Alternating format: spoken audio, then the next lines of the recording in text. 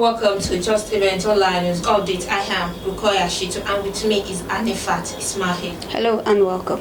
Now the news headline. Custom import 92.5 million contraband in Kwara and Kogi. APC Crisis. Third force fuses into YPP. Set to mobilize youth in Kwara. Tajudeen Olesin Foundation commences free summer lesson for school students. PDP leader saves Secondus raise zoning hurdle. Pacify Wike convention oath October. Okorocha asks court to stop EFCC Imo Govt from confiscating its properties. NPFL Kwara United expresses dissatisfaction over appeal committee's ruling.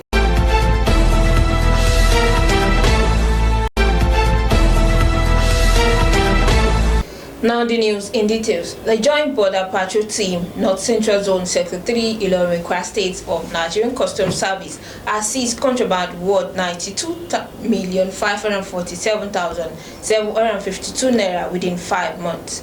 The coordinator for the Border Patrol Team Sector 3, Controller Olugboyega Peters, on 11th August, who took journalists on a tour on the sector command of the service, said the seizure were in fulfillment of the Custom and Excise Management Act CAB C45 LFN 2004 as amended guide the operation of the team, who have far conducted duties with professionalism and efficiency. He said the seizure were covered between April and August included 650 bags of 60-liter each of diesel concealed with sawdust, which it describes as a laudable feat. Conducting journalists around the seized contraband good within the premises, North Central Zone Sector 3 Command C Controller Peter said the duty paid value of the seized goods under the command was 92.5 million naira. More trouble lies ahead for the All Progressive Congress Party, APC, after thousands of its former members under the banner of Kwara State Third Force fusing to the Young Progressive Party, YPP, in Ilorin on Wednesday. The coordinator, Abdul Fattah Abdurrahman of the KSTF, explaining the move, told the newsmen on Wednesday at GRA Ilorin that the move became necessary after a detailed search for a viable political platform showed that only YPP fits the bill. The chairman of YPP, Charles Afolayan, noted that the coming of the group is a sign of good things to come. YPP, however, promised to put an end to recycling of incompetent people in power through their party's agenda. Children who are said to be the future of tomorrow, Ambassador Tajudeen Olesin, in its yearly exercise of free summer lesson for secondary school students, has showcased that his foundation is capable of keeping students and the society busy and impactfully engaged during the long holiday. Ambassador Tajudeen Olesin Foundation, in their yearly exercise, commenced the year 2021 long-term break summer lesson for secondary school students at Amule Senior Secondary School in Ilorin. The free exercise, which began on 9th August, propelled massive turnout from parents and guardians who enrolled in their prospective children. Ambassador Tajudeen, while speaking with our correspondent Rashid, noted that it has been a continuous exercise since 2018. He added that his motive behind the free summer lesson is to prepare students ahead of the next resumption. Student, while responding to a profitable gesture, expresses delight over the enrollment of the free summer lesson. Whose Democratic Party stakeholders on Tuesday stopped a move to prevent the national chairman, which is Secondus, over the National Working Committee members for recontesting at the party's national convention. Report shows that after series of meetings,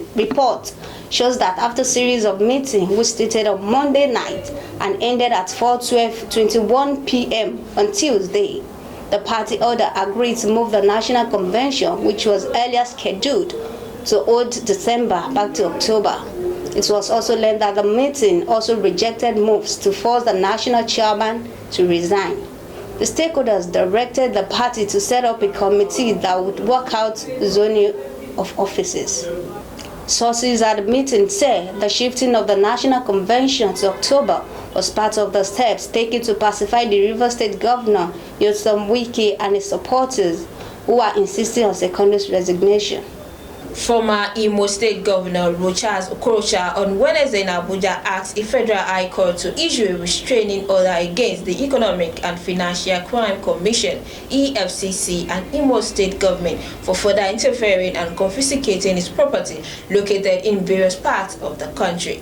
Okorocha, who is currently representing Imo West Senatorial District in the Senate, sought the order of the court to preserve his property pending the resolution of court cases ongoing in the matter. He complained bitterly that his property have been marked in several states for confiscation, adding that unless the preservation order was issued against EFCC and Imo State, it would prejudice.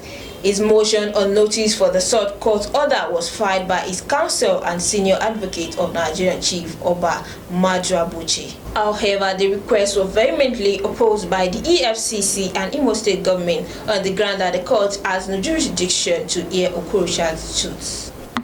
And on sport, Kwara United Football Club has expressed dissatisfaction over the ruling of the Nigeria Football Federation Appeal Commission on the issue between Jigawa Golden Stars and Rivers United concerning the match day 34 encounter involving both teams.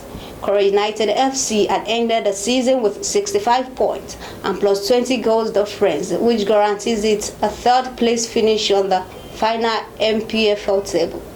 But the decision of the disciplinary committee of the NFF had awarded 3 points and 3 goals against Jigawa Golden Stars in favor of sixth place Rivers United. But the decision of the disciplinary committee of the NFF had awarded 3 points and 3 goals against Jigawa Golden Stars in favor of sixth place Rivers United, and that decision ensured they ended above both Kwara United FC and Eyimba FC to land in second place. Jigawa Golden Stars had fielded an ineligible player who had accumulation of 5 yellow cards in the match against Rivers United FC in the adopted home in Kaduna, with the league management company admitting or sending suspension notification to Jigawa Golden Stars in respect of the concerned player.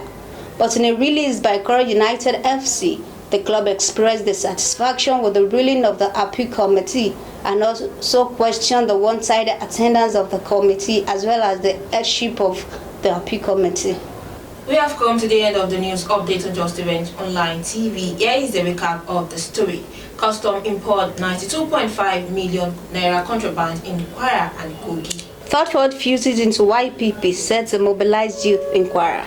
Tajudeen Olesin Foundation commences free summer lesson for school students. PDP leader says Secondus raised zoning panel pacify Wike convention 8th October.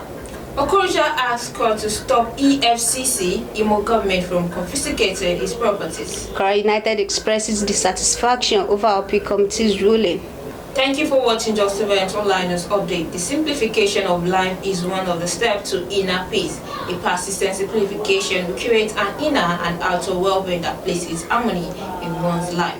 To read more of the news, visit www.justeventonline.com, and for more updates, follow us on our web and our social media handles with @@JustEventOnline. I am Rukoya Shitu, and with me, Anifat Ismail. Good night and stay well.